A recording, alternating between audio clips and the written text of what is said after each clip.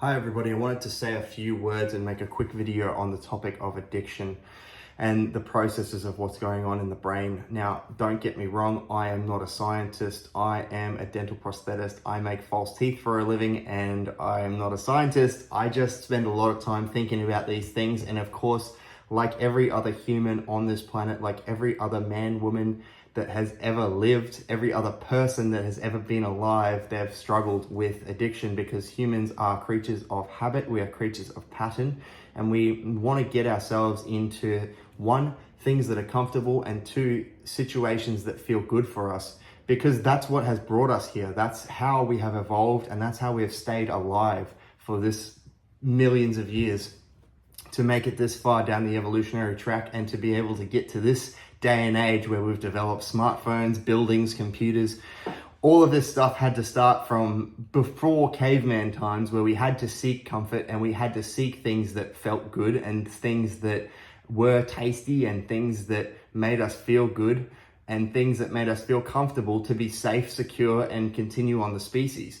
And that kind of caveman brain has not changed the human brain. It hasn't evolved much from then. We're really just still animals. We like to think of ourselves as being a lot more advanced than what we are, but we're actually still animals, and that's all we are at the end of the day. We're just the talking monkeys that are walking around on this planet making YouTube videos and scrolling on our phones in our free time.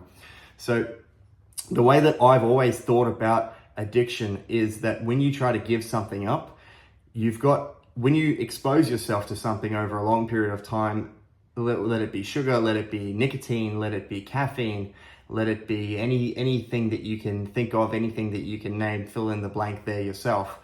When you expose yourself to that, you've got receptors in your brain, and those receptors react to the chemicals that are being introduced into the body. The more that you expose your brain to those chemicals, the more receptors there are, and the stronger those receptors are, and the more ingrained that they are inside of your brain. Now, they feed off of those chemicals, and that's what keeps them alive. When your brain is starved of those chemicals, those receptors actually start to die. Now, that is why withdrawals are painful. That is why you feel like shit if you have a coffee addiction and you haven't had anything, because your part of you is dying, and part of that is that's the bad part of you. That's the addictive part of you.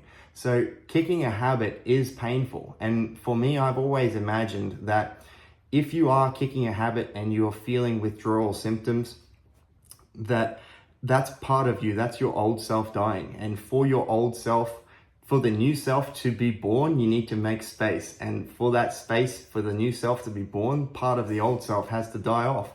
And that's going to be painful. There's no way that that's not going to cause you discomfort. And that's okay. That's okay to sit in the discomfort. And instead of focusing on what you can't do, what you're trying to beat, the habit that you're trying to kick, it's always much better to focus on what you can do and focus on the things that you can do. So instead of insert the blank here, doing this thing and thinking about how I really want to do this thing and how, it'd be so good if I could do that, and I miss doing that, and I used to love doing that, and the joy and all of that things, just keep that there. It's fine. That feeling is going to go away over time, and you're going to be more and more comfortable with saying no to that. Focus on this side where you feel, I can do this, I can do that, I can do all of these other things. Never mind about this thing. That's going to go away on its own, because humans are creatures of habit.